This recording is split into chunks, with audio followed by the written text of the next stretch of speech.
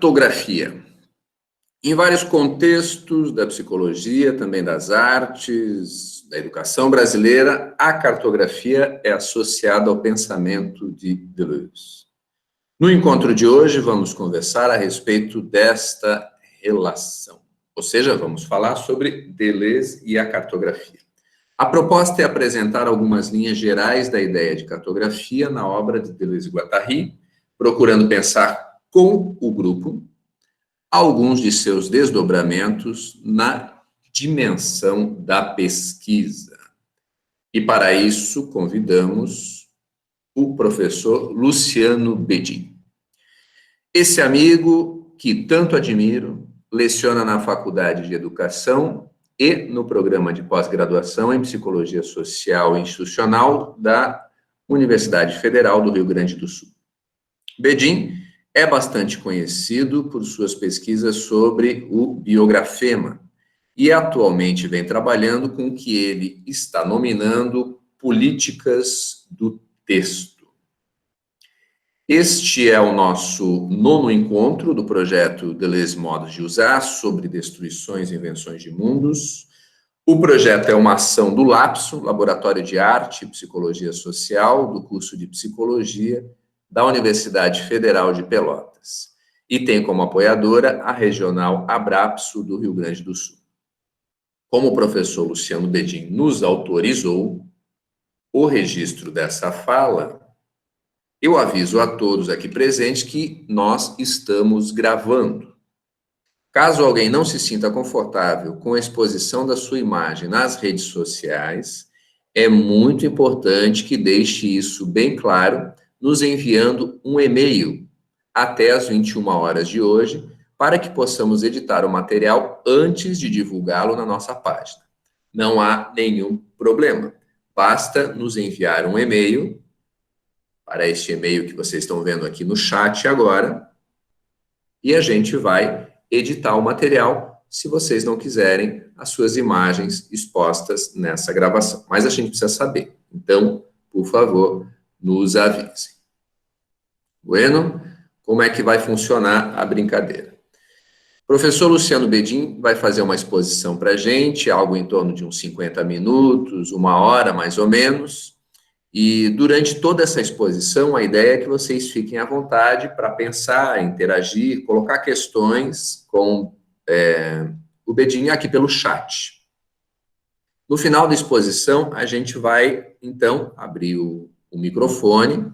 A ideia é que vocês possam trocar uma ideia, conversar, que a gente possa fazer conjuntamente um grande bate-papo.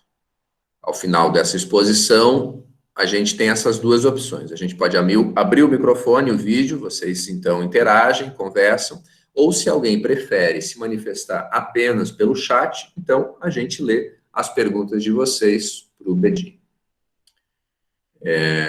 Eu aproveito para te agradecer, querido Luciano, pela generosidade, por você estar aqui essa noite com a gente e compartilhar um pouco dos modos como você tem usado Deleuze nas suas cartografias. Bueno, era isso. Bedin, o espaço é seu, queremos muito te ouvir. Então tá, gente, boa noite às amigas e amigos, companheiras e companheiros, né, de andanças aí pela diferença, né, essa é uma palavra também que faz parte desse léxico deleuziano, mas me parece que ela está para além desse léxico, né, a diferença como um operador aí de potência, e seja qual for a área de vocês, assim. Eu sei que tem muita gente aqui da psicologia, da educação, das artes, então essa é a conversa que a gente vai fazer hoje. Nas câmeras, a Vitória está aqui, tá? Preciso olhar para a Vitória, vai ser minha parceira aqui, minha companheira de cartografia, a Renata, então é bom que vocês estejam aqui em imagem para não me sentir tão sozinha, tá bom? Gente, assim, então, quero agradecer, então, o convite, dizer que é uma honra estar aqui, nesse momento como que eu poderia dizer, qual é o meu lugar aqui? Não é um lugar de palestra, não quero isso, mas é um lugar que quem pode propor alguma conversa sobre cartografia, mas até a presente data estive como participante, junto com vocês, escutando as falas, enfim, acompanhando essas exposições que no seu conjunto, assim, já podemos dizer isso, né, o 9º encontro hoje, depois temos mais uma, duas, Ed, eu não me recordo, o Edu Pacheco, duas, né, mas assim, é interessante porque na multiplicidade de falas a gente consegue também fazer um recorte, assim, desses Deleuze possíveis, assim, esses modos de operar com Deleuze e Guattari, né, no caso. Então é muito bacana estar aqui agora, nesse momento, propondo uma conversa. Então, agradecer ao Lapso, né, e a equipe, muito carinhosa, vocês têm uma vibração muito boa, assim, é um grupo realmente muito, muito bonito e muito potente, assim. Então, parabéns ao Edio e às gurias e as gurias, né, assim.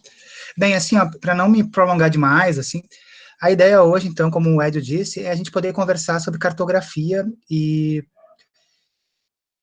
obviamente, pelo pensamento de Deleuze, né? E Guattari, eu gosto de também reforçar isso. Guattari, talvez nas discussões sobre cartografia, talvez ele seja mais relevante do que o próprio Deleuze. Assim, acho que não poderíamos falar em cartografia sem esse encontro do Deleuze com o Guattari, e eu acho que essa ideia, essa concepção, essa noção de cartografia está muito ligada não só ao pensamento, mas às práticas que Guattari também desenvolvera tão bem, de uma forma tão potente, assim, a militância, enfim. E aí esse encontro com Deleuze, né, faz com que a cartografia saia de um lugar mais intervencionista e entre num plano de pensamento mesmo. E aí vocês já sabem, né, a potência que foi esse encontro entre os dois, assim. Então eu pensei da seguinte forma hoje: fazer uma exposição rápida, assim, sobre, apresentando um pouco o tema, onde que a cartografia se situa, a meu ver, né, uma leitura minha, tá, gente, onde que ela se situa, assim, no contexto atual, assim, como que ela se engendra, assim, no contexto atual, no Brasil, principalmente, e depois fazer uma espécie de cartografia da cartografia na obra do Deleuze e Guattari. Claro que se eu fosse trazer todo o estudo que eu tenho feito, acho que não daria em uma hora. Eu fui ver isso ontem, assim, eu digo, não, isso aqui dá um curso, porque, assim, eu tenho um movimento de fazer na obra do Deleuze e Guattari toda, do Deleuze e do Guattari, onde que a cartografia aparece, o conceito de cartografia aparece. Então, assim, não são tantas, assim, até a gente pode surpreender, assim, não são tantas aparições, assim, mas ela aparece em N momentos, e cada aparição da cartografia traz uma dimensão de problematização em relação a um objeto específico, assim. Então, para a gente trabalhar as aparições de cartografia, a gente tem que também discutir com quem Deleuze e Guattari estão dialogando quando inserem a cartografia num determinado momento da sua obra. Hoje a gente vai ver, assim, então, mais duas obras em que a cartografia aparece em Deleuze e Guattari, e aí eu vou fechar nisso para não ficar também tão aberto, assim, a isso. Também estamos escrevendo um texto, todos os convidados aqui, eu acredito que estão escrevendo seus respectivos textos para um dossiê, né, Edio, que vai sair no ano que vem, e então eu vou tentar também, na medida em que, né, com certeza algumas coisas vão ficar meio furadas aqui hoje, eu estou desenvolvendo melhor nesse texto e né, procurarei, assim, apresentá-lo de uma forma mais lenta, assim, menos intensiva, como é uma fala, assim. Eu adoro falas, tá, gente? Então, vamos lá. Quando a gente fala de cartografia, né, e aí, se estivéssemos numa conversa presencial, assim, seria bem bacana começar a conversa com isso, assim, mas é muito recorrente quando a gente fala de cartografia nas nossas áreas, assim, das humanas e da saúde, a gente relacionar a cartografia à pesquisa. Né? Isso se eu fizesse um levantamento aqui, eu acho que ia aparecer muito, assim, né?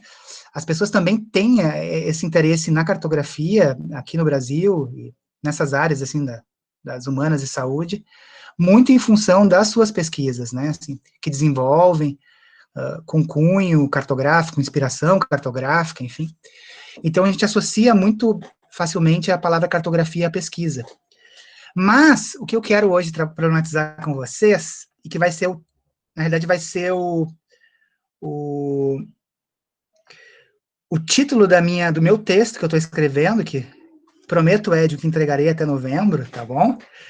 O título do texto vai se chamar assim, ó,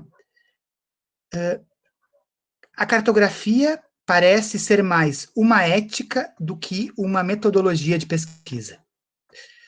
Né? Vai se chamar assim o texto, porque é exatamente isso que eu pretendo desenvolver com vocês hoje, assim. Né? Trazer, então, a cartografia menos como uma dimensão de metodologia. Então pode frustrar algumas pessoas assim, que buscam na cartografia, assim, meu Deus, eu tenho muitos orientandos e orientandas também, que estão aqui, inclusive, né, que, eu preciso saber o que é cartografia, né, na minha pesquisa, etc. Mas, assim, se a gente for trabalhar, eu vou mostrar para vocês alguns fragmentos de Deleuze e Guattari, em nenhum momento eles relacionaram a cartografia a uma metodologia. Inclusive, poderíamos colocar a cartografia como um tensionador dessa ideia de metodologia, inclusive, assim. Da mesma forma que a gente fala quando fala de esquizoanálise, a gente vai ver hoje que esquizoanálise pode ser equiparada à cartografia. Quando a gente fala de esquizoanálise, é muito comum na área da psicologia as pessoas dizerem, eu faço esquizoanálise na minha clínica, e justamente a esquizoanálise vem também como uma forma de produzir uma crítica, não uma crítica binária, mas ela entra no coração da psicanálise e faz uma crítica com uma reversão ali, e tentando produzir uma outra coisa, mas não é também, não diz respeito a um sistema de pensamento intervencionista, muito pelo contrário. E nem mesmo terapêutico, tá, gente, assim. Então, assim, eu vou tentar trazer isso para vocês, mas isso não quer dizer que a gente não vá, na conversa, durante a minha fala, trazer para a questão da metodologia, tá? A gente vai ver isso agora, eu vou ver isso agora com vocês, tá? Uma primeira coisa que eu queria fazer agora é uma curiosidade que eu tenho, e eu gostaria, é um pequeno jogo aí, vamos ver se vai dar certo, eu e a Vitória combinamos aí, vamos ver se vai rolar, que é o seguinte, ó, quando vocês pensam, tá, a gente tem uma galera aqui hoje, umas 90 pessoas, mas vamos ver se a gente consegue.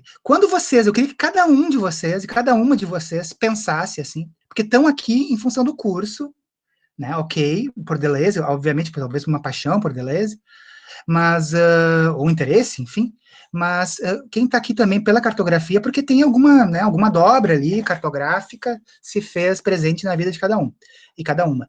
Então, eu gostaria que vocês pensassem assim, quando vocês pensam cartografia, que imagem vem à cabeça de vocês, assim?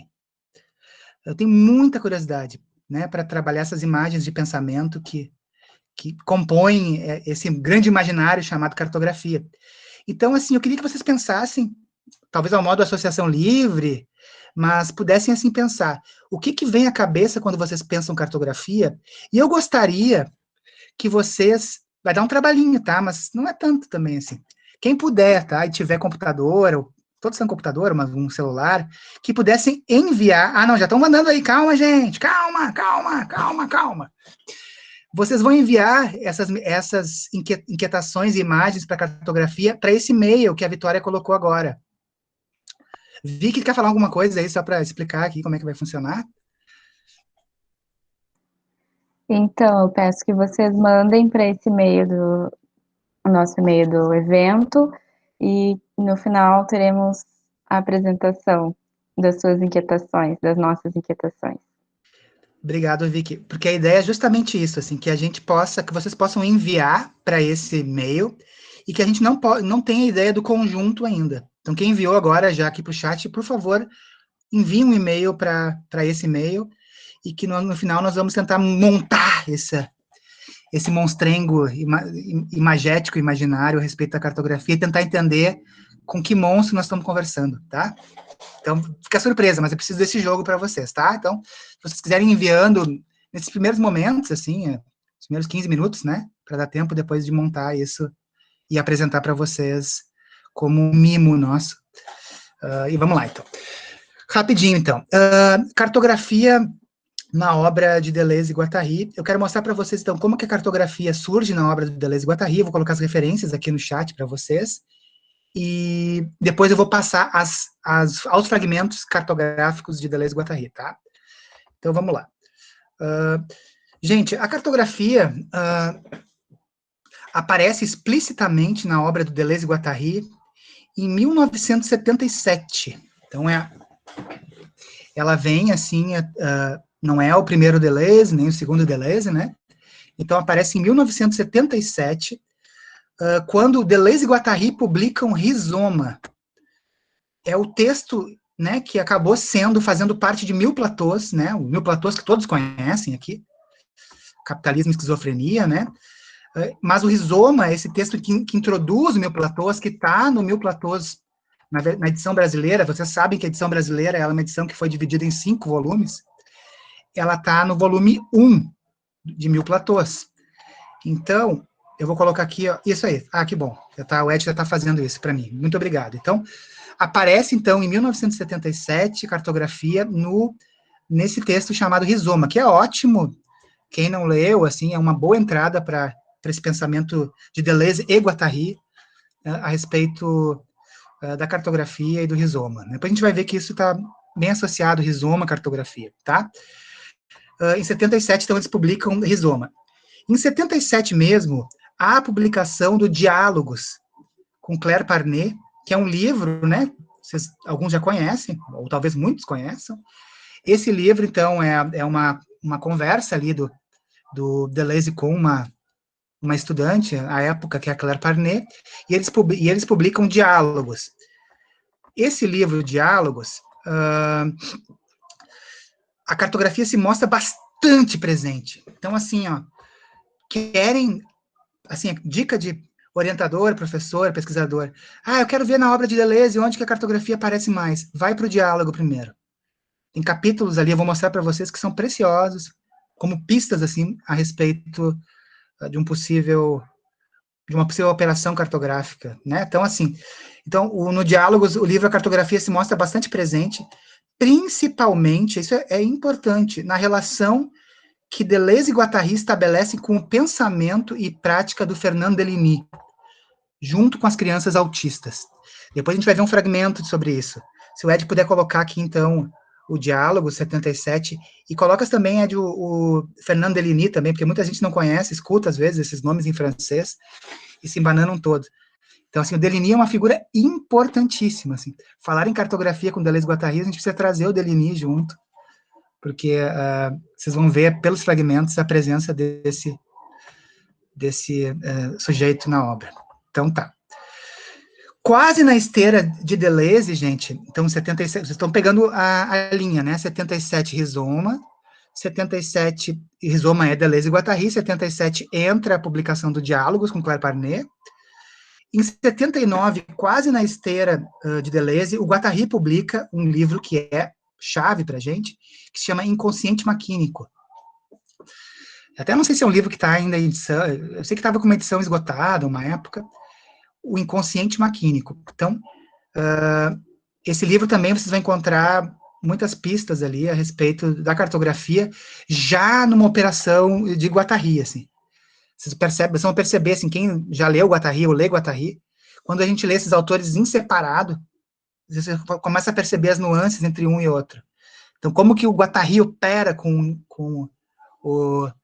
a noção de cartografia e como que Deleuze e Guattari operam juntos. Então, é bem interessante. Assim, fica a dica também, vocês darem uma olhada no Inconsciente Maquínico. Quem tiver interesse, futuramente, pode me escrever, eu posso passar também os fragmentos ali, em que aparece no Inconsciente Maquínico. Aí, gente, em 1980, então, um ano depois, né,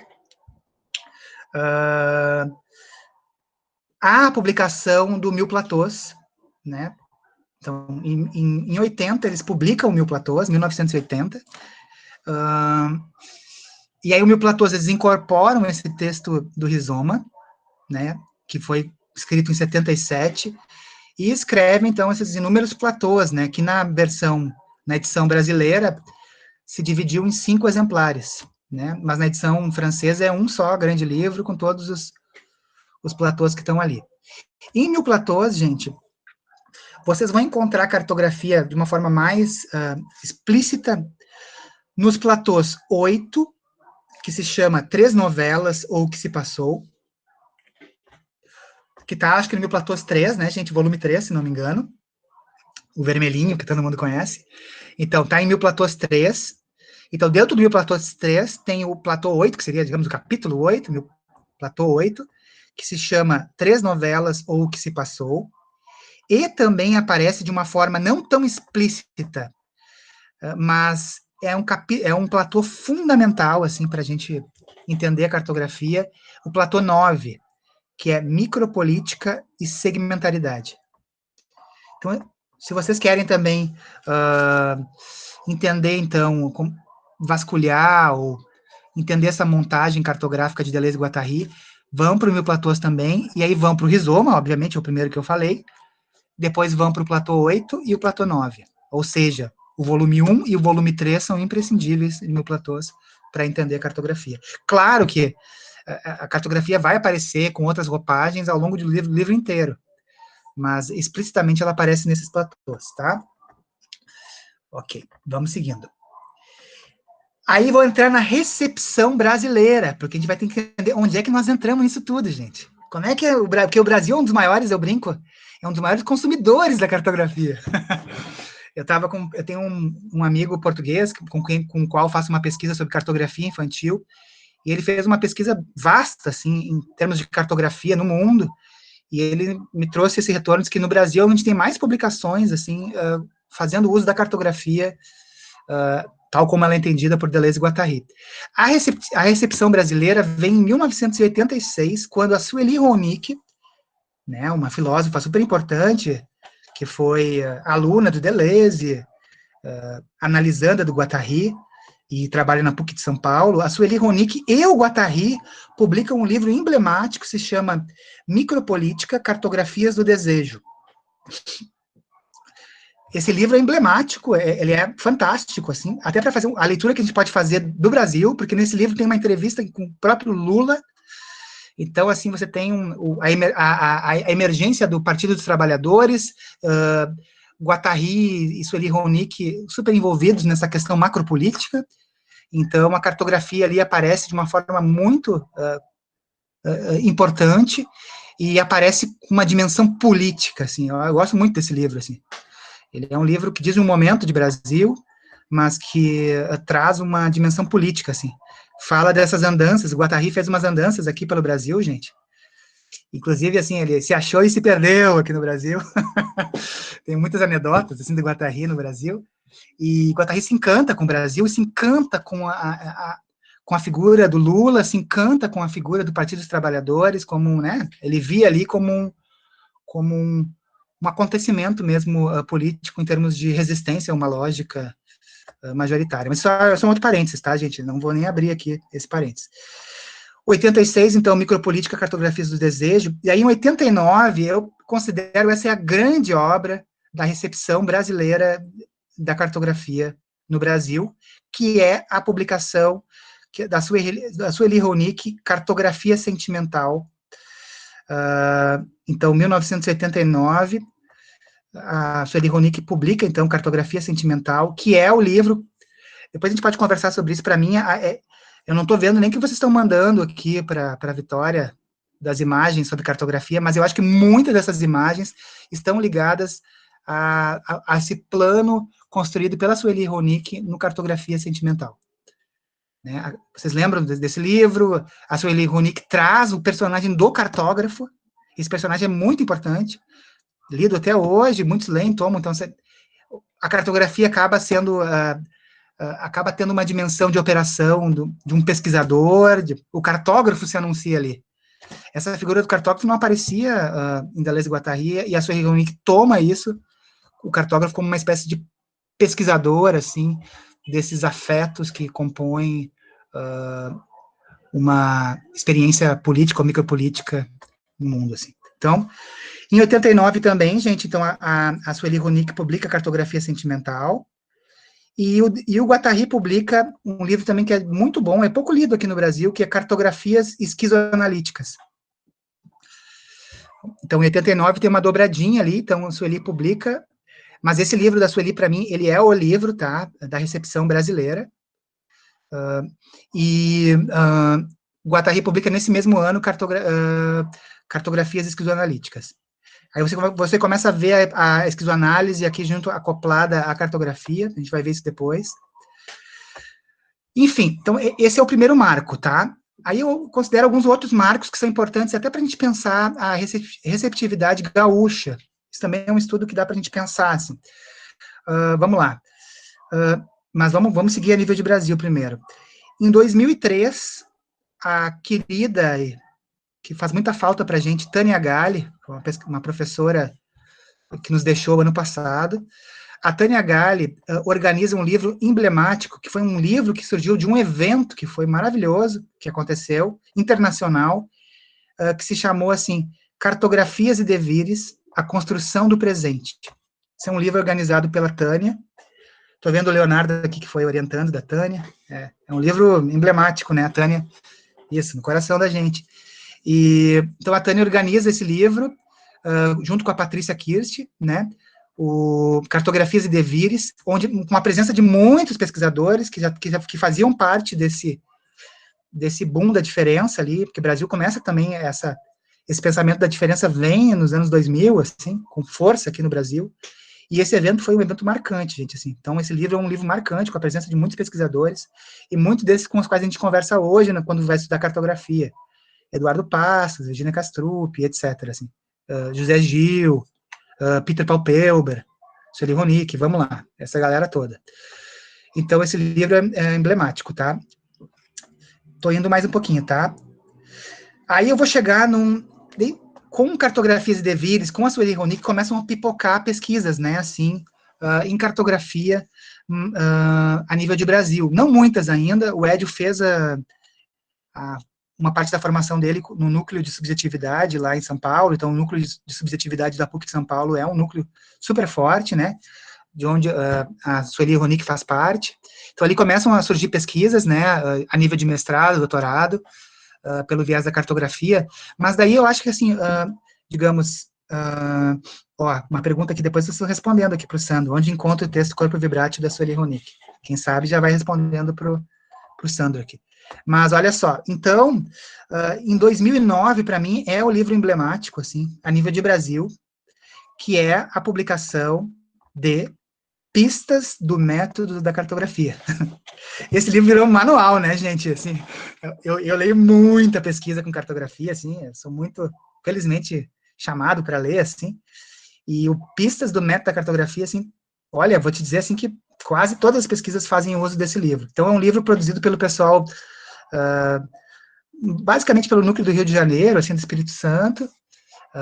Então, o Eduardo Passos, a Virginia Castrup e a Liliana da Escócia, assim, e daí chamam uma série de pesquisadores e produzem esse livro, né, Pistas do Método da Cartografia. Depois, em 2013, sai daí o Pistas do Método da Cartografia 2, então tem o 1, tem o 2 daí já é uma edição numa revista, e depois vira livro, né, pela Sulina. Então, Pistas 1 e Pistas 2, o 1 é mais, assim, utilizado, porque traz mais essa ideia de um modo de operar com a cartografia, tá?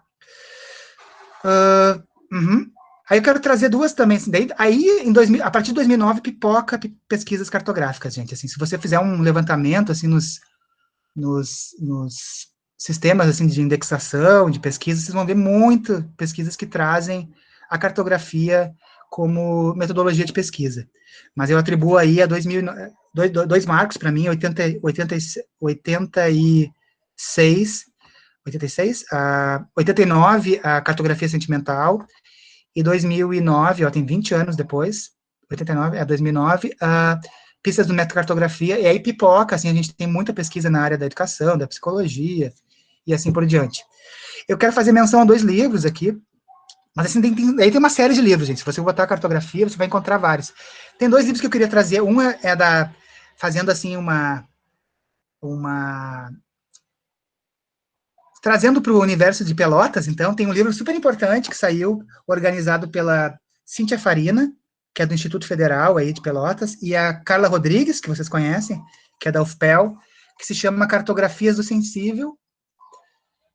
Esse livro sai em 2009, eu falei? Será? Deixa eu ver.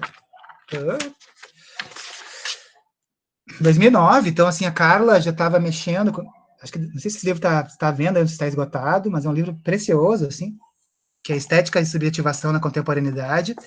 E depois eu quero fazer também menção a um livro que eu gosto muito, e tem uma amiga que está aqui, que faz parte desse livro, que é a Andrea Versucci, assim, que saiu saiu em 2013, não, 2016. Dá para ver isso aqui, será? Não sei, eu não enxergo muito bem. Sei lá se dá para ver isso aqui. O que te move a pesquisar, ensaios, experimentações com cinema, educação e cartografia. São 2 livros que eu gosto muito. A Andrea é maravilhosa mesmo, né? O que te move a pesquisar. Então, são livros que eu... Assim, mas tem vários livros que vão trazer. O próprio Ed faz um movimento muito bonito com um grupo de teatro. E aí são experiências que a gente pode depois falar sobre isso. Tá, a gente fez o panorama aqui.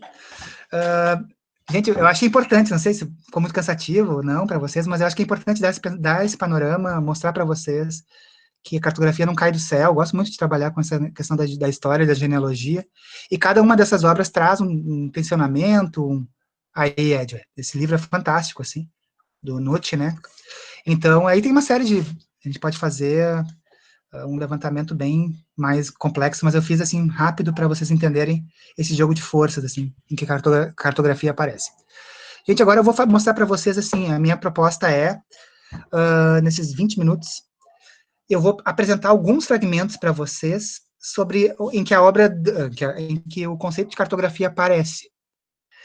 Eu vou comentar alguns, vocês podem ir comentando no chat, e eu fiz uma pequena montagem, assim, tentando, a partir desses fragmentos, mostrar um pouco, ou tentar sustentar essa minha tese de que a cartografia me parece mais uma ética do que uma metodologia de pesquisa, tá? Depois a gente pode conversar sobre isso. Eu não quis abrir também outra coisa. Fiquei pensando, eu vou abrir agora o conceito de ética, mas se eu abrir o conceito de ética aqui, nós não saímos mais essa noite, né? Então, assim, mas só que eu quero dizer, assim, que quando a gente está falando em ética, tá, gente? Só a grosso modo, eu sei que também tem muita gente que está entrando no pensamento da diferença agora.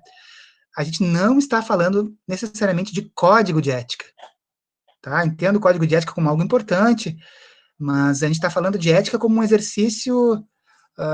menos um exercício do dever, né? Os códigos de ética, de certa forma, nos colocam, assim, o que deve, o que não deve, digamos, o código de ética da psicologia, né? O que deve, o que não deve um psicólogo, o código de ética da educação, o que deve, o que não deve um educador, mas é menos na ordem do dever e mais na ordem do devir, assim. Né? Então, ao invés de perguntar, a ética, ao invés de perguntar o que deve, pergunta o que pode, né? O que pode esse sujeito, né? Então, a ética, para mim, está muito mais ligada a uma potência do que a um dever, tá? Então, assim, quando a gente está falando de ética, eu quero dizer isso, assim, que a cartografia, para mim, está muito mais ligada a um exercício de potência, assim, do que a um plano das formas, assim, a metodologia está na ordem das formas, é muito mais da ordem das forças do que das formas.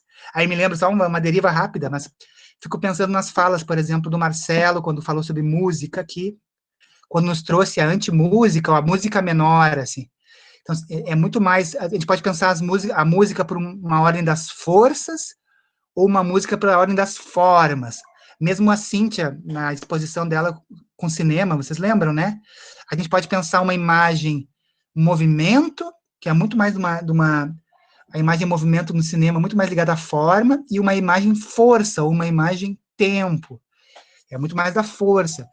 Aí, por exemplo, sobre a pintura também, acho que o Clóvis falou um pouco sobre isso. A gente vai pegar, por exemplo, Lógica da Sensação do Deleuze. A questão para Deleuze é ver, então, assim, essa pintura pela ordem das formas, mas, sobretudo, pela ordem das forças, assim. Né? Pintar com as forças e pintar as forças, né? Menos a representação e mais as forças.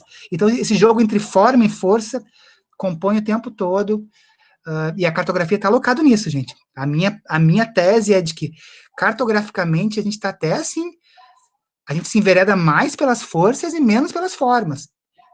Então, assim, mas a grande questão, assim, muitos me perguntam assim, qual é a diferença entre etnografia e cartografia? As pessoas querem a cartografia por uma lógica da diferença, mas uma diferença comparativa. É menos, assim, é muito mais uma ética, assim, vou mostrar para vocês também isso agora, tá? Antes, então, assim, de mostrar os fragmentos, eu me lembrei, cara, quando estava organizando essa fala, de uma entrevista belíssima. Eu tô tentando achar essa entrevista, eu vou encontrar isso no texto que eu vou escrever, assim. Mas uma entrevista que o Lapasade, não sei se vocês conhecem o Lapasade, foi uma figura fundamental, assim, na análise institucional, na psicologia ele é muito importante, assim, que Guattari vem junto com ele, enfim, toda uma discussão da análise institucional, assim, e o Lapasade, se o Ed puder colocar aqui também, a Vitória, o nome do Lapasade aqui, o Lapasade tem uma entrevista onde ele pergunta para ele assim, ó, ele foi um dos criadores da análise institucional, tá? Pergunta para o Lapasade assim, tá, não exatamente com essas palavras, tá, mas diz assim, Lapasade, o que um analista institucional precisa para ser um analista institucional, assim, alguma coisa nessa ordem, assim, das formas, assim, não era bem isso, mas era assim, o que precisa um sujeito para ser um analista institucional? Então, a pessoa esperava que o sujeito respondesse, não, tem que fazer uma formação, tal, então, né, e daí o Lapasade diz o seguinte, assim, ó, a análise institucional, para mim, é uma ética, então, assim, antes do sujeito buscar algo externo a ele mesmo, ele tem que fazer uma volta para ele mesmo e pensar, lendo análise, os princípios da análise institucional, percebendo se aquilo faz parte e compõe com a vida dele, assim. Então, assim, é menos assim, eu não me instrumentalizo para ser um analista institucional, até posso fazer, mas antes de me instrumentalizar, eu tenho que olhar para mim, para a relação de forças que me compõem e pensar, eu tolero isso, eu enxergo o mundo dessa forma, e esse mesmo movimento, para mim, é o movimento que é a pergunta que a gente precisa se fazer na cartografia. Antes de chegar oferecendo um manual, dizendo um buffet, assim, sabe, dizendo, faça isso, é pensar assim, quando a gente fala assim, cartografia é processo, né? Essa também é uma grande imagem, né, para pensar. Cartografia é processo. Vai ter que pensar assim, ó, eu, Luciano, como que eu compreendo o processo? Eu tolero o processo? Eu tolero viver o processo? Não é todo mundo que tolera viver o processo, não, gente, assim. Porque o processo pressupõe eu não saber o início nem o fim. Eu tolero entrar numa experiência de pensamento, de pesquisa, não sabendo para onde eu vou? Não é muito fácil, não, hein, gente?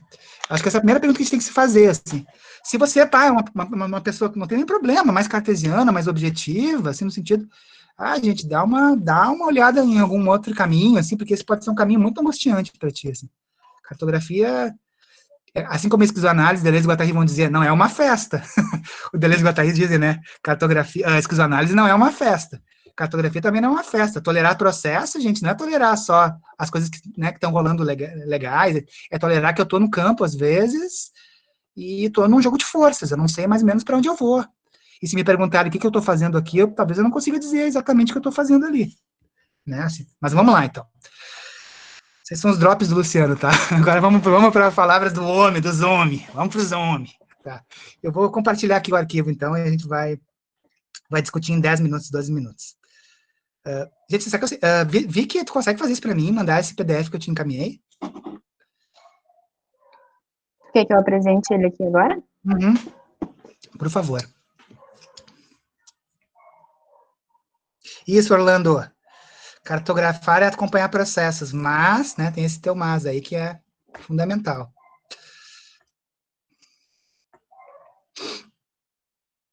Os fluxos são para além, impossível demarcar, né? Então, vamos lá, gente.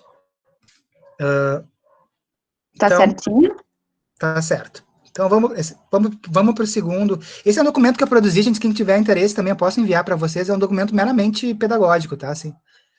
Então, vocês lembram aqui, tá? Agora é o professor Luciano, tá? Diálogos do Deleuze e Guattari, que ano que foi produzido? 1977, Deleuze, né? Com Claire Parnet.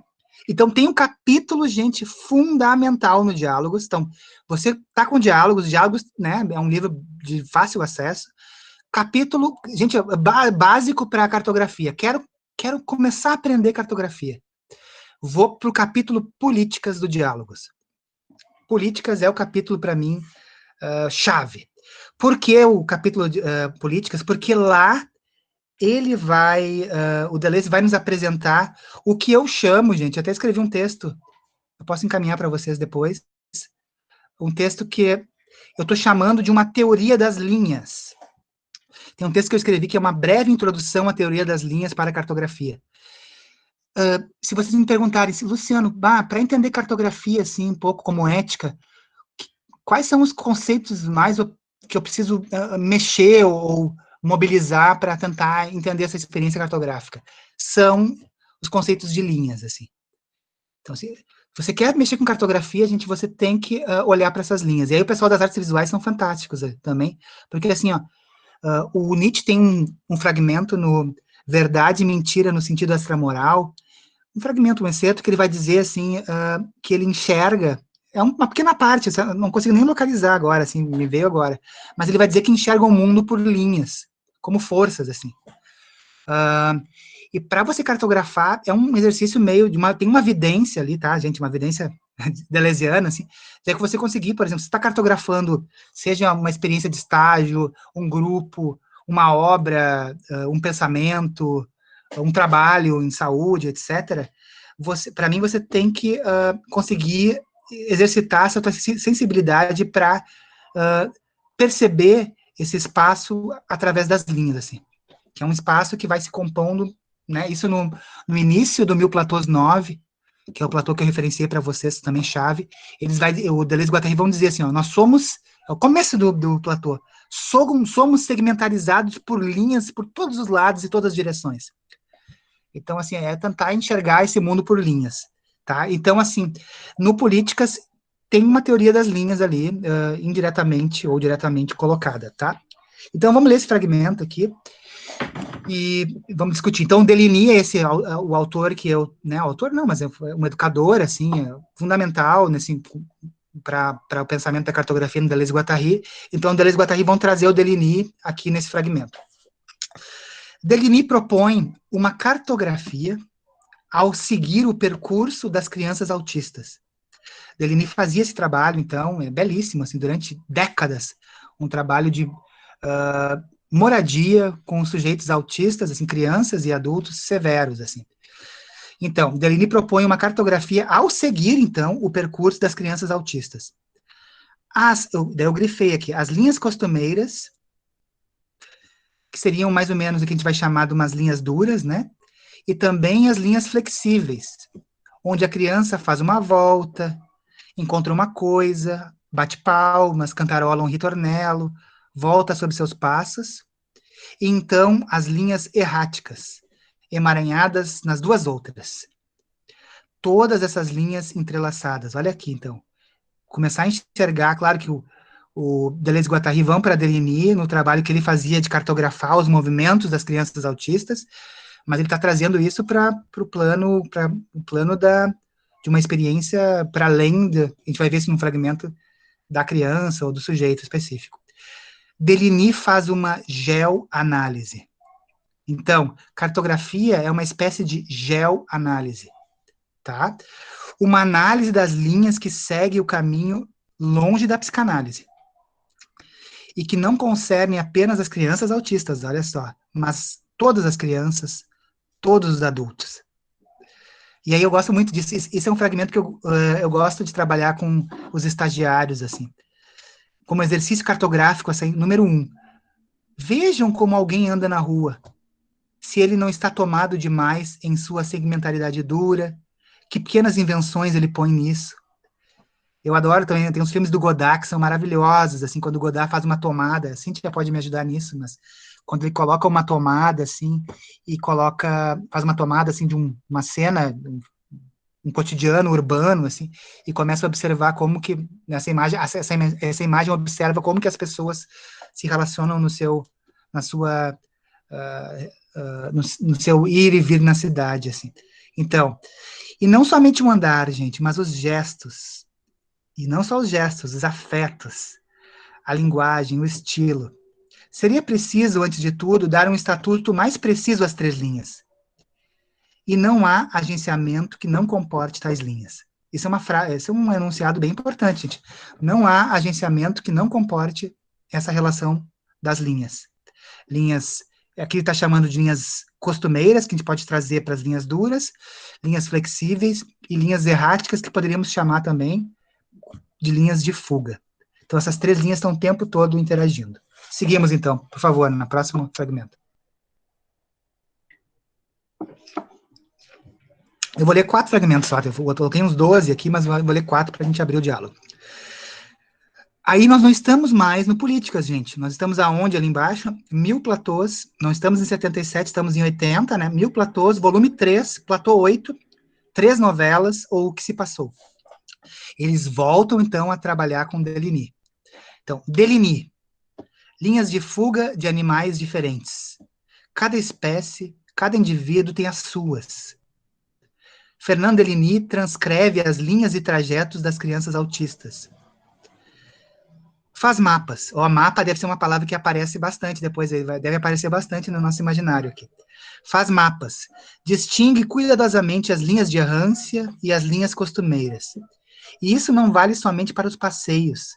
Há também mapas de percepções, isso também é importante a gente pensar. Mapas de gestos. Cozinhar ou recolher madeiras, com gestos costumeiros e gestos erráticos. E constantemente as linhas se cruzam, olha isso, sempre elas estão se cruzando. Se superpõem por um instante, se seguem por um certo tempo. Uma linha errática se superpôs a uma linha costumeira, e aí uma criança faz algo que não pertence mais exatamente a nenhuma das duas. Reencontra algo que havia perdido. O que aconteceu? Ou então, ela salta, agita as mãos, minúsculo e rápido movimento. Mas seu próprio gesto emite, por sua vez, diversas linhas. Em suma, uma linha de fuga já complexa, com suas singularidades, mas também uma linha molar ou costumeira com seus segmentos. Olha aqui, já tem pistas aqui, né? E entre as duas, uma linha molecular, com seus quantas que a fazem pender para um lado ou para outro. Perceber, como diz Deligny, que essas linhas não querem dizer nada. É uma questão de cartografia. Ela nos compõe, assim como compõe nosso mapa. Elas se transformam e podem mesmo penetrar uma na outra. Rizoma. Então, aí já deixa uma pista para nós, né? Quem já leu, então, sobre o rizoma já consegue perceber aí. Então, quando eles vão dizer que essas linhas também, a princípio, elas não dizem nada, quer dizer, eles estão querendo dizer assim, ó, calma aí na interpretação. Calma na interpretação. O cartógrafo primeiro cartografa essas linhas, observa, participa desse processo e calma com a interpretação, com essa vontade de interpretar, que também nós na psicologia, né, na psicanálise, nós temos uma vontade de interpretar, mas deixa, né, deixa aí, e aí, de novo, eu quero trazer para a questão da ética. Você é capaz é horrível, né, parece um discurso neoliberal horroroso, meritocrático. Você está disponível para suportar isso? Porque Deligny ficou anos, gente, não Deligny, mas a equipe do Deligny, né, ficou anos cartografando os movimentos dos moradores autistas ali, sem interpretar nada, só cartografar, riscar os movimentos, tentar ver onde que está a linha de fuga, onde está a linha de segmentaridade dura, etc. Então, se você vai trazer para uma pesquisa, de novo, você é capaz de tolerar isso, assim? Disponível para tolerar isso tudo?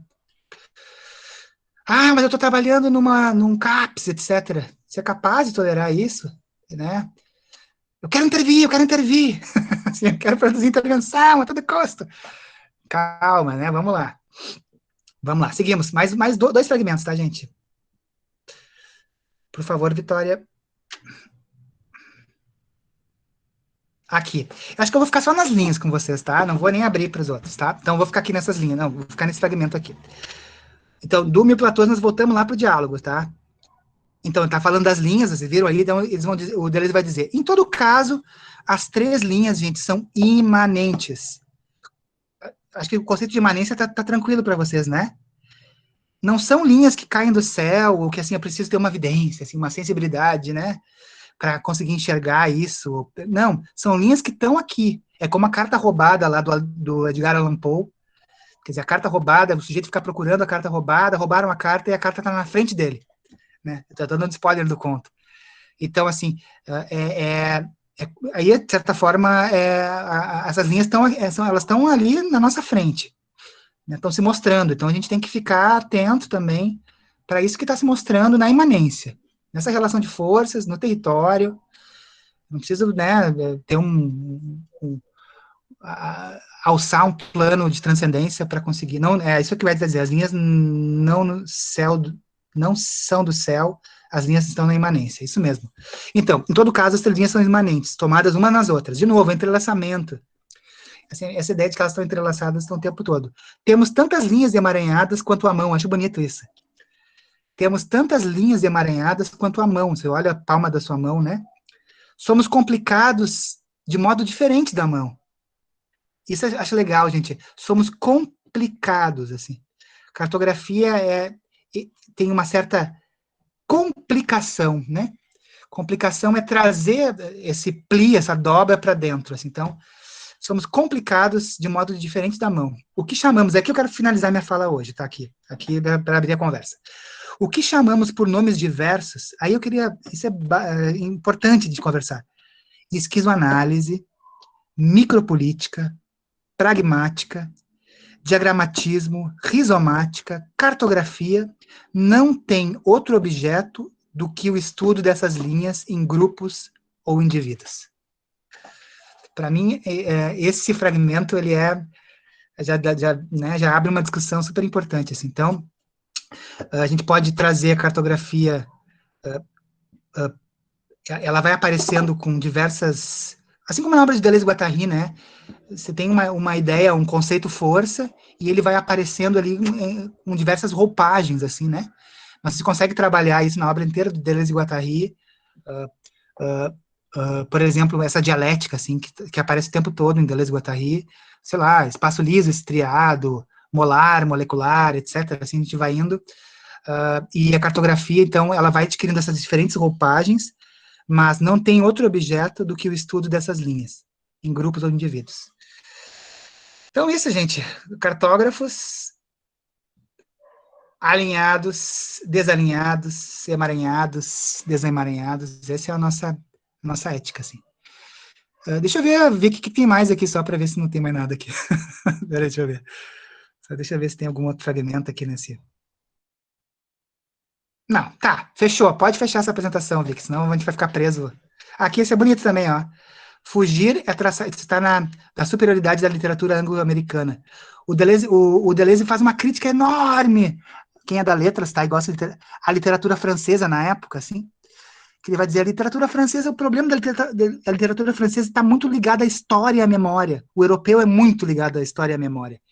E ele vai dizer que ele admirava a literatura anglo-americana, e porque Deleuze também não teve oportunidade de ler. Se Deleuze lesse a nossa literatura contemporânea brasileira, ele ia pirar, assim, porque a gente tem coisas maravilhosas, assim, inclusive dessas mulheres escrevendo, mas, assim, ele vai criticar essa literatura francesa, que é muito calcada na memória, na história, e ele vai dizer, memória no sentido não de uma escrita de si, mas é muito presa a uma história, assim, então, para eu dizer A, eu tenho que ir para B, e vou para C, uma cadeia, assim, insignificante, que, de certa forma, tem um cheiro de origem, sabe? Assim, esse Deleuze vai dizer assim, a literatura francesa, ela tem um cheiro de origem, assim. E aí ele vai dizer assim, fugir é traçar uma linha, linhas, toda uma cartografia. Só se descobre mundos através de uma longa fuga quebrada. Olha que bonito isso, assim. Ele tá trabalhando com, aí ele está apaixonado, assim, por Kerouac, pelos Beats, pelo Henry Miller, que eram os autores que eram possíveis a ele naquela época. Gente, então eu vou fechar agora. E desapega, Luciano, isso mesmo. Vai lá, vou desapegar. Tira aí, Vitória. Vamos sair do homem e vamos conversar entre nós, então. Obrigado, gente.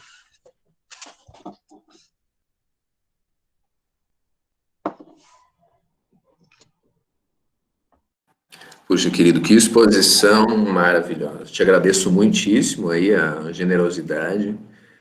É sempre muito legal te ouvir, aprendo um montão contigo. Muito legal. Essas imagens do Deligny são maravilhosas, né? Eu sempre fico alucinando com ele lá no meio do mato, com aquela piazada toda, os educadores enchendo o saco.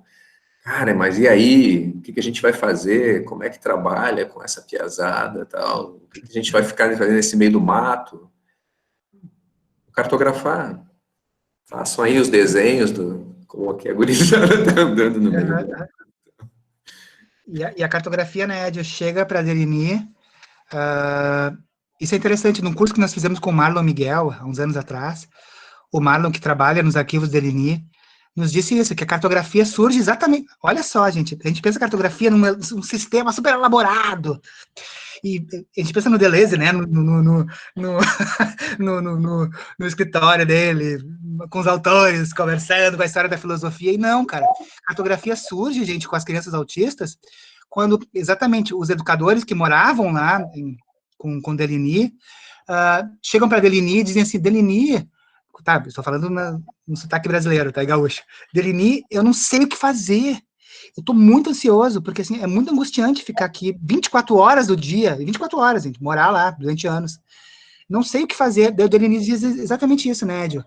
Vai, cartografa os movimentos deles, mas para quê? Daí o Marlon vai trazer, no primeiro momento era para reduzir a ansiedade do educador, assim, cartografa isso, quer dizer, para reduzir essa ansiedade, e aí começa a se descobrir nesse movimento sensório-motor, assim, de que tinha potência ali, que começa a se enveredar pela cartografia como um movimento mesmo de potência, mas no primeiro movimento era só para observar e tolerar a ansiedade de uma convivência numa comunidade autística, como o Deligny vai dizer, né, assim, muito radical, assim, inclusive.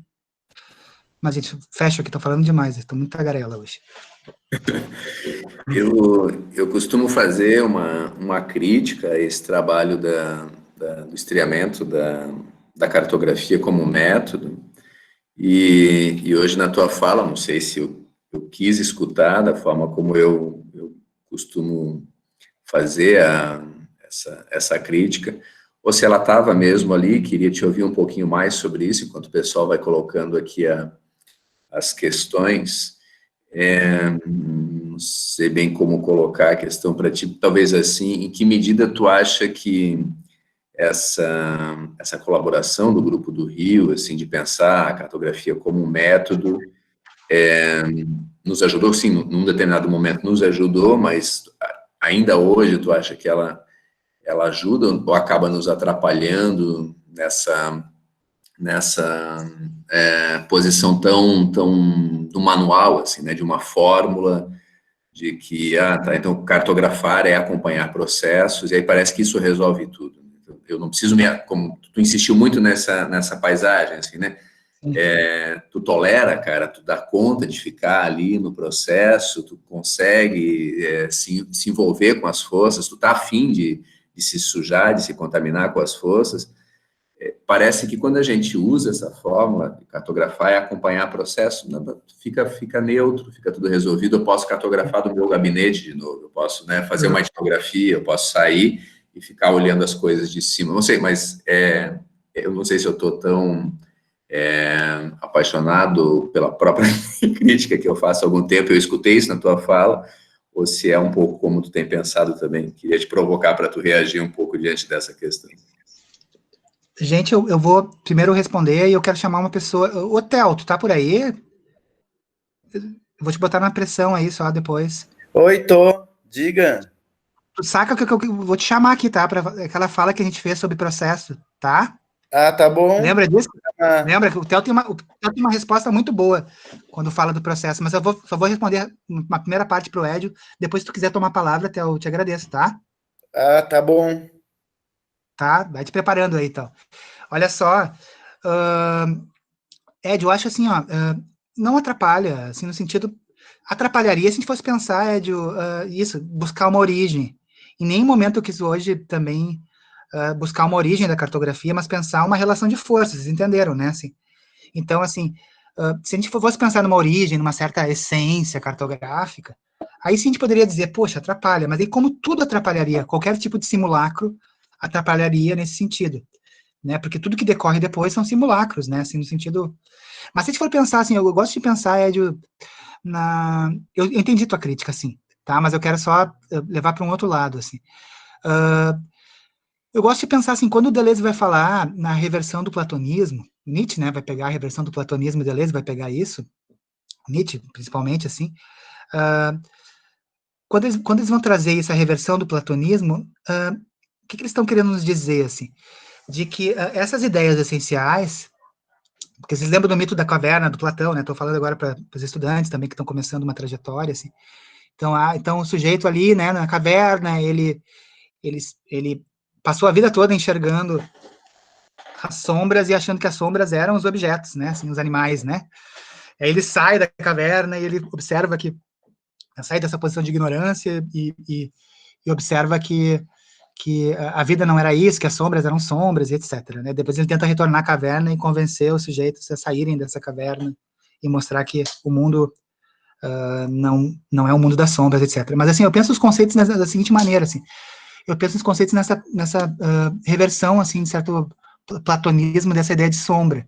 Então, assim, me interessa, assim, é pensar, não, assim, a que sol está ligado a determinado conceito, mas que tipo de sombra ele pode fazer, assim. Então, assim, eu gosto dessa ideia de sombra, assim, então, eu acho que pensar, assim, as sombras, então, assim, essa dimensão dessa produção mais da cartografia trazendo como método, ela funciona, ela é super importante para um determinado tipo de pesquisa. Talvez seja realmente para as pesquisas, assim, que tenham um viés pela forma, inclusive, assim, porque esse tipo de paisagem cartográfica ela nos é também importante, porque ela dá nome, às vezes, para um informe, assim, enfim, toda pesquisa tem a dimensão do informe, eu não sei muito bem o que eu estou fazendo, etc. Então, de certa forma, entra ali num registro e compõe, tá, ok, estou fazendo cartografia.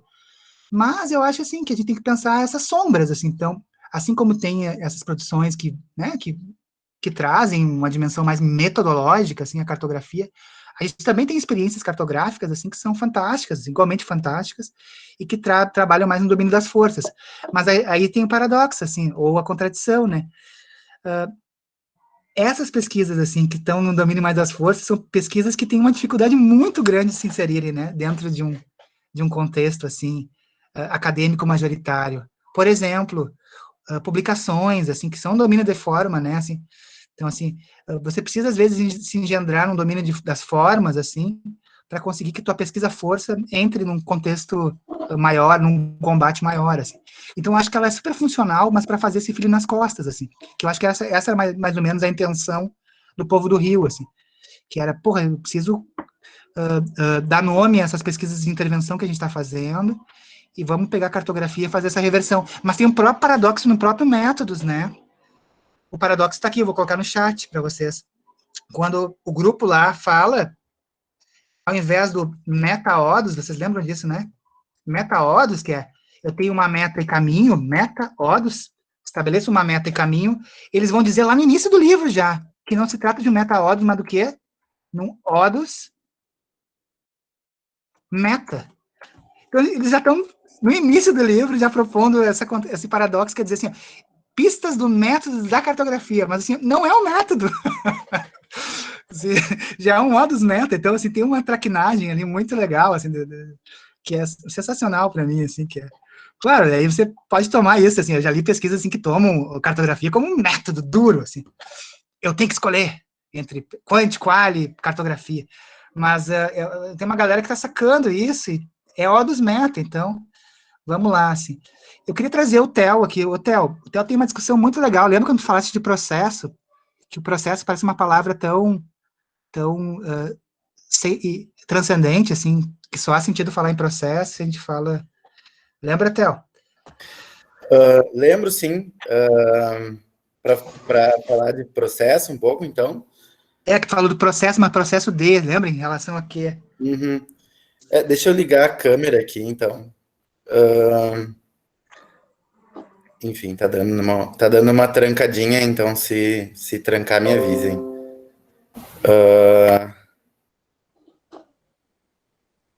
Peraí.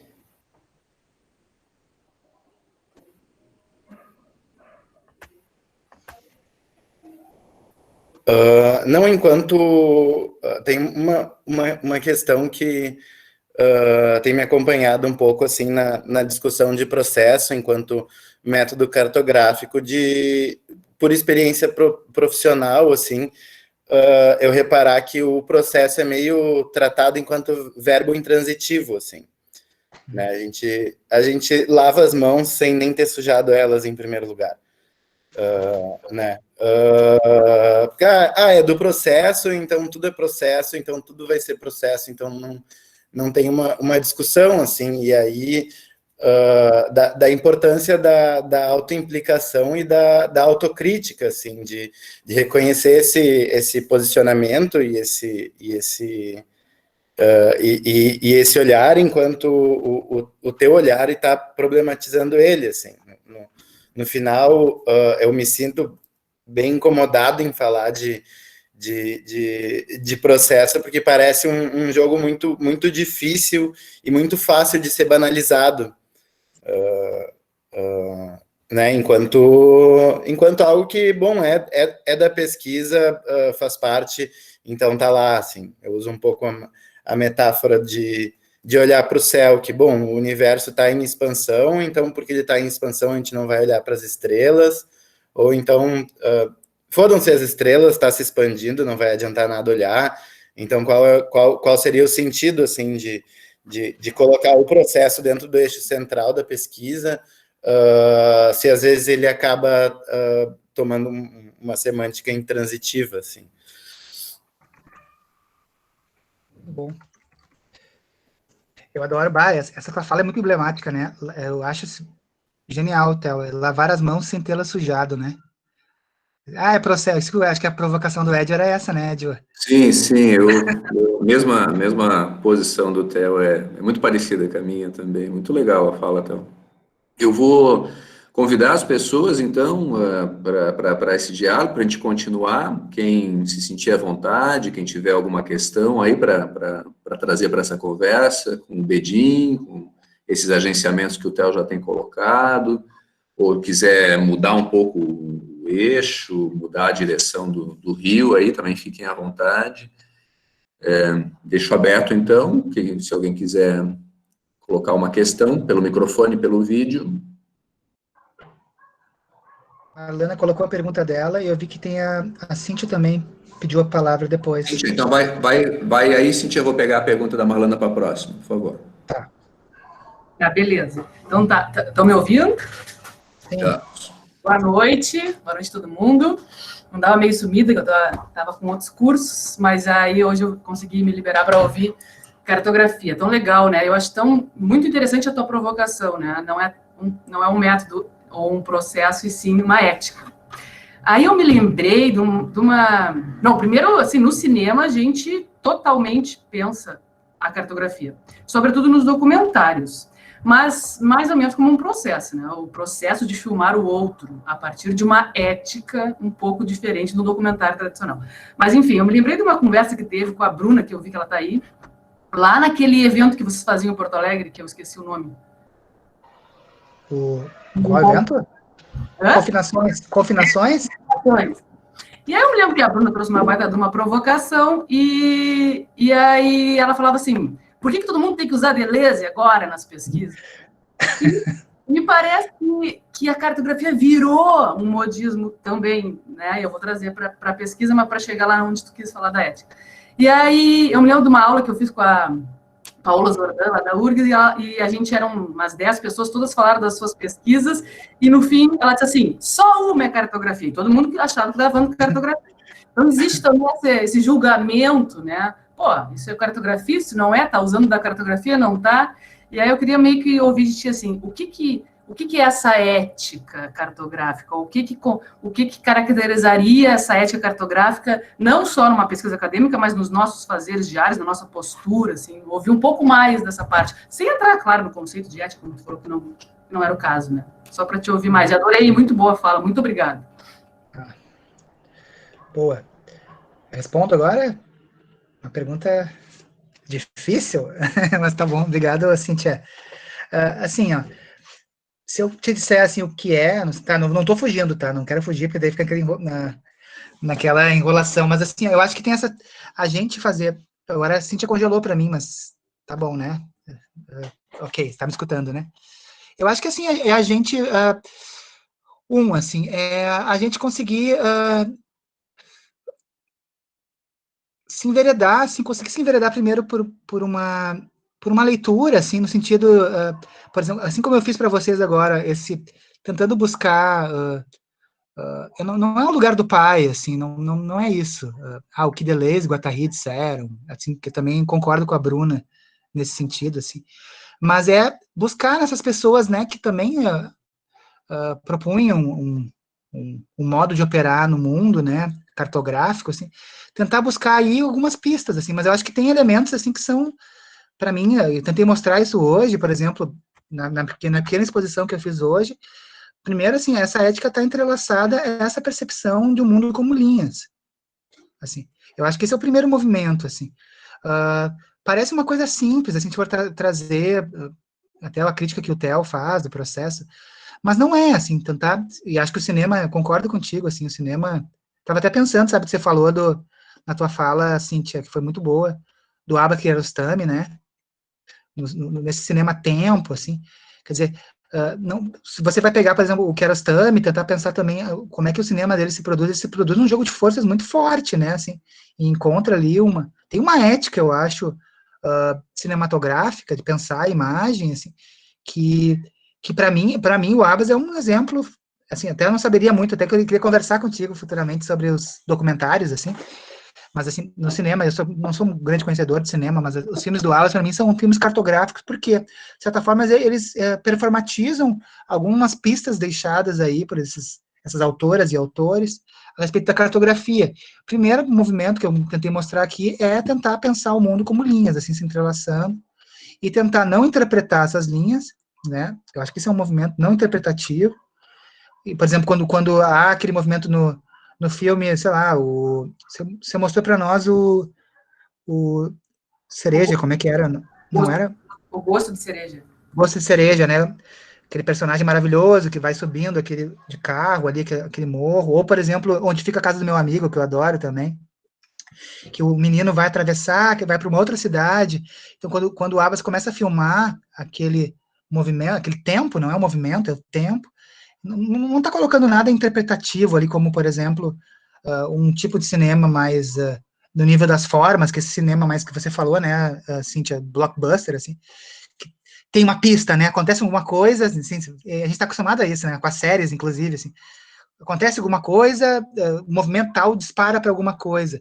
Não, é sustentar esse mundo como processo e tentar cartografar isso, assim, acho que esse é o primeiro movimento de pensar uma ética, assim, que é isso que eu volto para o início da minha fala, assim, eu acho que você suporta isso, assim, eu acho que é o primeiro movimento que o Lapassade, né, falou sobre análise institucional, assim.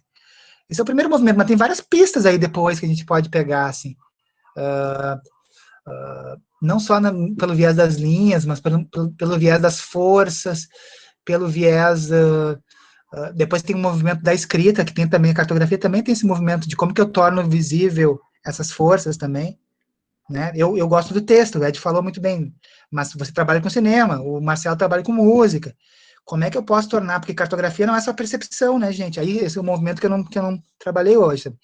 Tá, eu percebi isso, mas como é que eu dou corpo para isso que eu percebi? Esse é o movimento também, assim, como é que eu dou palavra, como é que eu dou imagem, como é que eu dou som para isso como é que eu componho, eu dou, sei lá. O Cristiano coloca aqui, ó, tornar visível parece ser a chave, né? Assim, então, assim, não é porque não é só o pressuposto não é só ser uma pessoa sensível. Sim, eu acho que precisa ter uma sensibilidade, um corpo. Alguém perguntou lá no início, aqui no chat, sobre o corpo vibrátil, né? Da Sully Ronick. Não é só assim acionar um corpo vibrátil, mas é pensar o que eu componho com esse corpo vibrátil, como é que eu torno visível, acessível no sentido de dar acesso a esse corpo vibrátil, né? O Edio fez isso, por exemplo, com no tal, né, Edio? Você cartografa ali o movimento de um grupo de teatro, o movimento, e como é que eu dou corpo para isso sem ou pelo menos, assim, domesticando um pouco essa vontade nossa de interpretar as coisas, assim. Não sei se eu respondi, mas é mais ou menos nesse sentido, assim. Tem um movimento de percepção e tem um movimento de tradução disso, sabe? Eu acho que... E aí, na pesquisa, a gente tem esse compromisso, né? Quando a gente fala em pesquisa, que é como dar corpo para isso, né?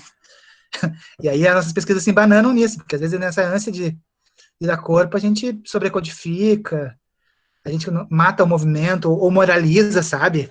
É muito comum, vocês não concordam comigo, assim, quando a gente lê algumas pesquisas cartográficas, você entende, assim, tá, o sujeito tá lá, implicado, mas daí, nas considerações finais, ou em algum momento, ele moraliza, ele entra para um plano do bem e do mal, daí ele vai dizer assim, sim, aquela coisa de pesquisa, né, os sujeitos conseguiram, né, assim, é isso, né, e o que o Deleuze vai dizer ali, o Guattari naquele fragmento, elas não dizem nada, às vezes, né.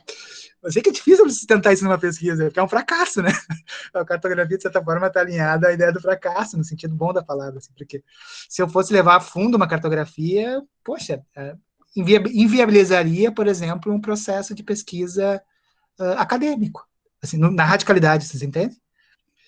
Pesquisa acadêmica nos cobra um produto, enfim. Mas eles Guattari super moralizam, ajuizam o tempo todo, sem culpas. Muito legal. O Dani tá louquinho para perguntar uma coisa, Ed. Vamos passar aqui, então, só para deixar quicando a bola. Achei muito legal a tua retomada da fala da Cíntia. Talvez daqui a pouco no boteco a gente pode brincar um pouco mais com essa ideia de, no cinema, tempo, talvez esteja uma relação com a ética, hein, Cíntia? Naquela estrutura que tu montou para a apresentação para a gente. Estou pensando nessa relação que tu propôs entre, né, o cinema movimento e a imagem movimento e a imagem tempo. Talvez a ética esteja ali na imagem tempo mais do que na imagem movimento. Eu, antes de passar a bola para quem tu falou, Bedinho? O Daniel. O Daniel pode encerrar, daí eu só queria colocar a pergunta da Marlana, que ela tentou falar e teve um problema com o áudio. Então, só queria colocar que eu tinha prometido para ela que eu ia ler aqui, que ela está te colocando o seguinte: quando se fala em processo, seria qualquer processo? Exemplo, processo de luto? Marlana, obrigado pela pergunta. Vamos lá, assim. Sim, eu posso pensar num processo de luto, mas, assim, quando eu penso processo, quando a gente pensa processo de luto, tem um pega-ratão aí, assim, na gente. Sim, o processo de luto, primeiro assim, quando eu penso, eu vou botar no chat, quando eu penso processo, beleza, tá, a minha percepção, a gente pode pensar em outras palavrinhas juntos, por exemplo, o entre, todo mundo fala virou um chavão também, né, deleuziano, pensar o entre, né, o meio, o que mais que vocês colocariam, por exemplo? O entre, o meio, que é o que se coloca assim, ó, caminho, tá? Mas é o processo, Marlana, quando a gente está pensando, não é algo que se coloca, o entre não é algo que se coloca assim, entre A e B, assim, no sentido assim, tem um A, tem um B e tem um entre. O que Deleuze e Guattari, aí é complexo, a gente vai abrir assim uma discussão, mas tentativa, sim, exato, brecha também é super importante, assim, mas é assim, é pensar que talvez não haja um A e um B. Quando eu retiro o A e o B, aí o mundo se torna isso, se torna brecha, se torna feixe, se torna fissura. Então, assim, ó, quando a gente fala processo de luto, sim, eu posso pensar o processo de luto no domínio de forças, mas quando a gente pensa processo de luto, eu imagino que tu sejas talvez da psicologia, como eu, assim, quando a gente pensa processo de luto, a gente pensa até no domínio das formas, né? O processo de luto já tem uma forma, de certa forma, a ele encapsulado, assim. Por exemplo, aqueles textos gente, o pessoal da Psico Me Ajude, da Kubler-Ross, lembram? Entre a Morte e o Morrer. Você não leu esse livro? Entre a Morte e o Morrer. É um livro clássico sobre tanatologia, em que ela vai falar das fases da morte. Vocês não lembram disso? Das fases do luto. Tem a negação, a aceitação, a barganha. Eu tô olhando pro Léo aqui, tô dialogando com a cabeça do Léo aqui. Mas você lembra disso, né, Léo? Então, assim, aí o processo de luto já entra no domínio de forma, como se assim, então, o processo de luto, entre morte e morrer, acho que é isso. Mas, enfim. Então, assim, às vezes pode ser processo de luto, sim, mas se eu entender que o processo de luto talvez não tenha, assim, o ponto A e o ponto B, assim, que no final é a aceitação. Eu não sei, sabe? Mas aí sim. Mas se a gente for pensar o processo de luto como aquilo que a gente já tem, assim, como, não, então tá, vai passar por uma fase, vai para o outro, daí não é assim, sabe? Porque daí entra no domínio das formas, assim. Mas o luto é sempre um traçado de um outro território existencial. O jogo é pensar com que linhas isso é feito. Porque a gente pensa o luto assim como algo, então assim, tem uma hora em que eu vou aceitar, assim. Quem viveu uma grande perda sabe que a gente nunca aceita, tá? Primeiro vai começar isso. Então, assim, a gente nunca aceita isso. É da ordem do impensável, a morte é da ordem do impensável, do inaceitável. Assim. Então, já desfaz essa ideia do processo. É que assim, Marlana, agora eu vou me explicar melhor, assim.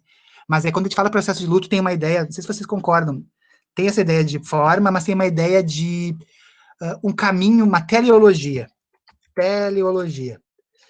que é assim, um caminho para um lugar. Então, assim, eu vou, e no final eu vou aceitar isso, vou viver melhor. É isso, tem uma moral aí, sabe? E eu acho que não se trata disso daí, necessariamente. Pensar, eu posso cartografar um processo de luto.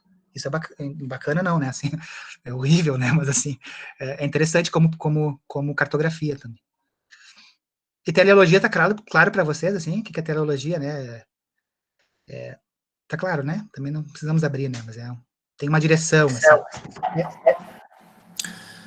Vamos colocar a pergunta, então, do... Quem que era, Bedinho, que tu estava agenciando?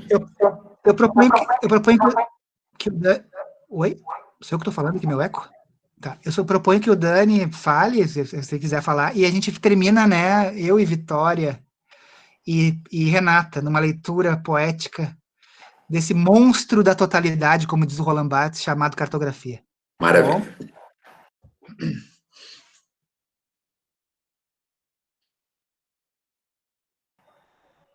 Daniel, pode colocar a tua questão, querido.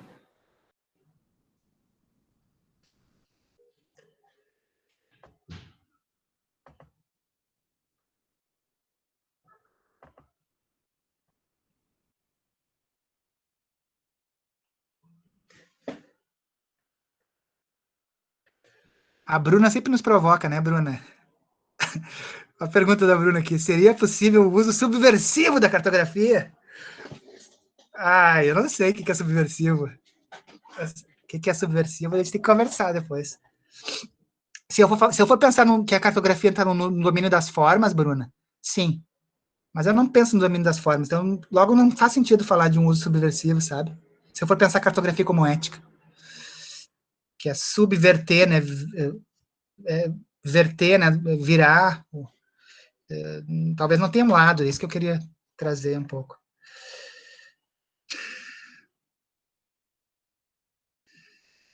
Tem um monte de pergunta aqui legal, né? Pois temos uma lista infinita aí, ou algo parecido com isso, se a gente for agenciar uma com a outra. Como a gente tem o tempo, já são 8h35, e o Daniel disse que se for eu não tenho pergunta alguma, só dúvida, se é que isso significa algo, toca a ficha. Talvez a gente poderia brincar um pouco com essa última questão que apareceu da Patrícia,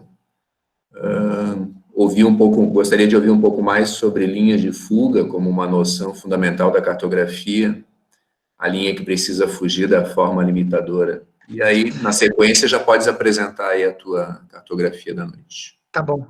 Ô Vicky, Renata, cada um lê 3 linhas depois, tá bom? Cada um lê 3 linhas no nosso poema, pode ser? A gente vai lendo e vai intercalando, tá bom? Patrícia, eu acho que não aqui, ó. Porque primeiro tem um fragmento, tá, se a gente for trazer hoje é Deleuze, cartografia é Deleuze, né? Então a gente está trazendo Deleuze aqui. Mas Deleuze e Guattari vão dizer uma coisa também, que talvez vá nessa ética do que a Cíntia também provoca. Quando ele vai nessa teoria das linhas, eu tenho uma coisa que eu acho super interessante.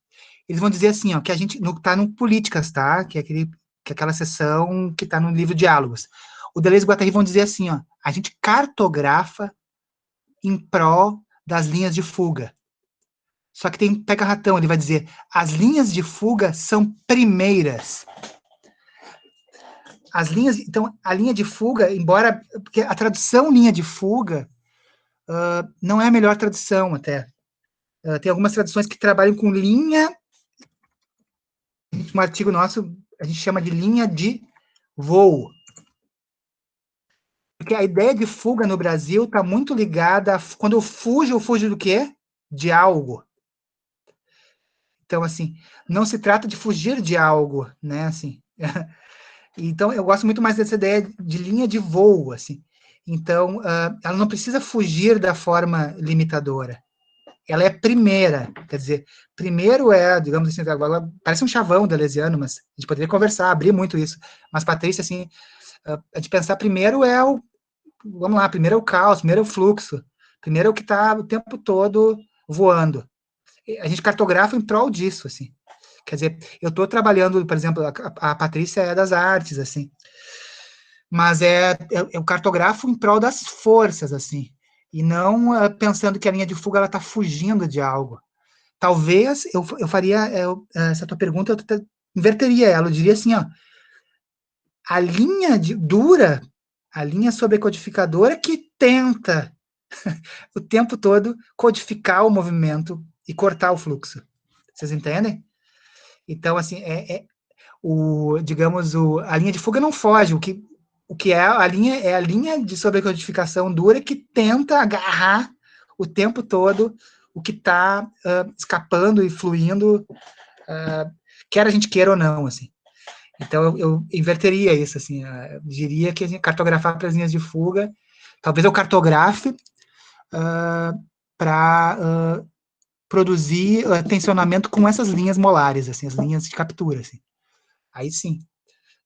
Mas não a linha de fuga não é uma linha que precisa fugir. Aquilo do Nietzsche, sabe, Patrícia? Quando Nietzsche, o Deleuze, quando vai trabalhar Nietzsche, vai dizer assim, que o Nietzsche trabalha nessa lógica do sim afirmador. Primeiro é um sim. Eu me lembrei da Clarice Lispector, não sei se a Lilian está aqui até. Quando a Clarice Lispector vai dizer, eu acho que é no... será que é no Água Viva isso? Eu não sei, que ele vai dizer assim, que a vida primeiro nasce de um sim. Vocês lembram disso? Não é uma molécula, mas como é que é? O espermatozoide, o óvulo, diz sim. A vida nasce por um sim. E eu gosto dessa ideia para pensar o sim como uma afirmação da linha de fuga. Primeiro é o sim, sabe? Primeiro é uma linha de fuga que diz sim para as coisas, assim. É um sim afirmador e revolucionário. E depois a gente tem essas linhas de duras, mas que são maravilhosas, tá, gente? A gente não estaria aqui... não seríamos, inclusive, humanos, assim, no sentido mais demasiado humano, se não fossem as linhas duras, tá? Assim, nós também temos que prestar, assim, uma grande homenagem, assim, às linhas duras que nos compõem também. Por isso que é uma coisa que está na outra, sabe? Não dá pra gente vangloriar, assim, linha de fuga, não é isso, é uma coisa que está na outra, né? E o grande perigo que Deleuze vai dizer não é nem a linha de fuga, gente, e nem a linha dura. O perigo são as linhas flexíveis, aquelas que a gente não enxerga, são aquelas microfissuras. Quando a gente se dá conta, acontece o quê? Desmorona tudo. E às vezes é bom que desmorone, mas às vezes não é bom que desmorone. Então, o perigo maior, gente, tá na linha flexível, tá? Linha de fuga e linha dura, a gente consegue até cartografar de uma forma mais... consegue tornar visível isso mais facilmente, mas a linha flexível é o nosso desafio, assim. Como pensar a linha flexível, que é aquilo que não está se mostrando, está entre uma e outra. E às vezes eu só percebo a linha flexível se eu não sou um bom cartógrafo, sabe? Bom cartógrafo não moral, assim, mas no sentido, se a minha cartografia, eu estou falando até, você pode pensar uma cartografia para os teus próprios processos de vida, assim. Se eu não estou atento para as linhas flexíveis, quando eu me dou conta, aquilo se foi, sabe? E talvez eu não queira que aquilo se vá, assim. Que pode ser qualquer experiência a nível institucional, assim, pode ser uma relação, eu sempre gosto de trazer para os estudantes a relação amorosa.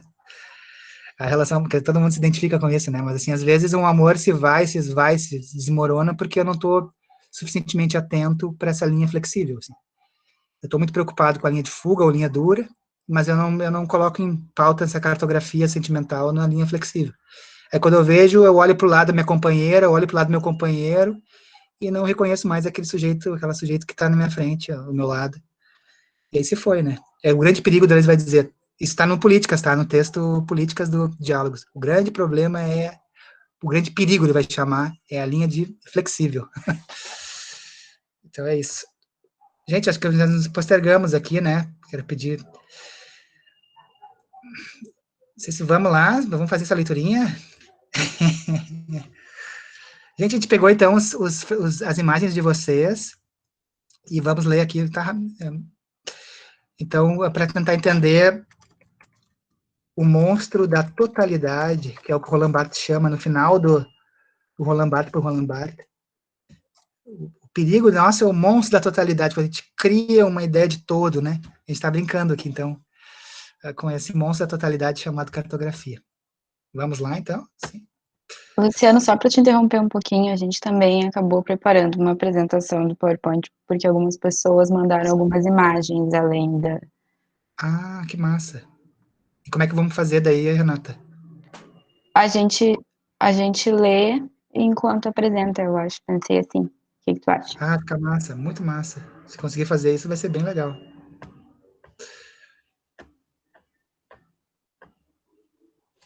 Seria assim, ó, o título disso aqui seria assim, ó, a cartografia, inspirado no Roland Barthes, tá? A cartografia tal como nós a vemos.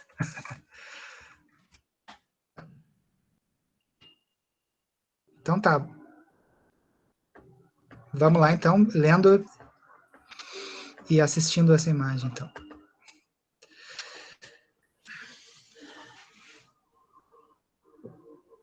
Quer começar, Vicky? Ou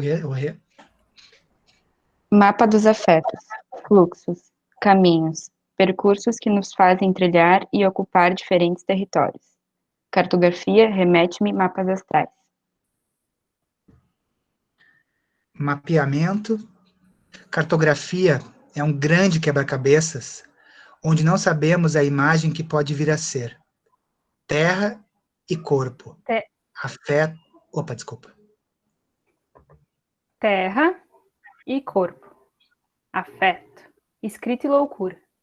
Quando penso em cartografia, me vem à mente um território fluido, composições. Quando escuto a palavra cartografia, já me vem na memória duas palavras. Caminho, mapa.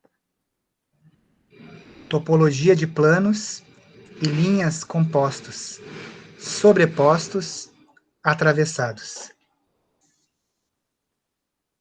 Traços, trajetórias, sem começo nem fim. Meio de pesquisa. Meio, jeito, entre. Afetos. Cartografia do corpo humano. Que viagem! Rio Grande, Pelotas, Rio Grande. Inacabado. Possibilidade de sempre surgir, ressurgir, multiplicar, tornar possível. Será possível? Encontro a cartografia como meio de criar territórios. enxergar esses territórios. Mapas, desejos, afetos e perceptos. Penso em forças, potência, movimentos que agenciam os processos de vida. Penso em se colocar neste movimento. O cartógrafo só cartografa ao estar de corpo inteiro imerso no que se pesquisa. Narrativa, fluidez, andanças, liberdade de pesquisa e escrita. Escape, rizoma. Imagina um mapa, como no tempo das grandes navegações. Um navio com desbravadores, com caderno, varrendo os territórios e registrando o que vai experimentando. O que faz de uma cartografia é o caminhar na corda bamba daquilo que nos toca e nos fere. A gente treme, treme feito vara verde. Uns de fome, uns de sede, outros de mal-estar. Inconstância, território, a terra treme. Organograma, mapas e redes. Mapa. Mapas, memória e mapa. Mapa, de novo. Um gengibre. Narrativas, fluidez, mapa com vários roteiros. Rizoma. Mapas, rede, narrativas, fluidez. Me vem a imagem de um gengibre, porque é um tipo de rizoma que vejo seguido, e um mapa também. Literalmente, medusas brancas no mar azul. Um mapa móvel, que varia rizomaticamente. Veja um ponto que percorre um plano e segue desenhando o mapa. A cartografia é um desenho, um mapa, uma imagem. Tornada a palavra, tenta dar conta de apresentar, exibir, fazer ver um território percorrido em suas forças, e não em suas estases. Percorrido com o corpo, com os pés no chão. Palmilhado, revisando o solo percorrido. Percorrido com os olhos desfeitos do registro óptico. Percorrido com os dedos, as mãos no papel. Um mapa vivo, feito a muitas mãos. Tropicália, coletivo. Imagens, rastros no deslocamento. É através das palavras, entre as palavras, que se vê e se ouve. A imagem que me vem é de um gengibre, acho que pelos rizomas. Mas afinal, o que isso faz funcionar? O que isso faz dizer e falar? Deligne mora na floresta. Os educadores que acompanham o projeto não sabem bem o que fazer, como trabalhar com os autistas. Deligny sugere cartografar, fazer mapas dos trajetos realizados pelos autistas na floresta. Os educadores começam, então, a desenhar mapas. As crianças autistas caminham na florestas e os educadores desenham mapas desses passeios. Cartografar é alçar voo. E é nóis, é nóis. Obrigado, Rei Vic. Nós vamos. Valeu, ficou legal. Ficou muito legal, cara. Muito legal. Valeu, gente. Obrigado, então. Boa noite. Genial. Endereço do boteco. Endereço do boteco. Boteco. Vamos lá no boteco, então. Quem quiser tomar umas, tá ali.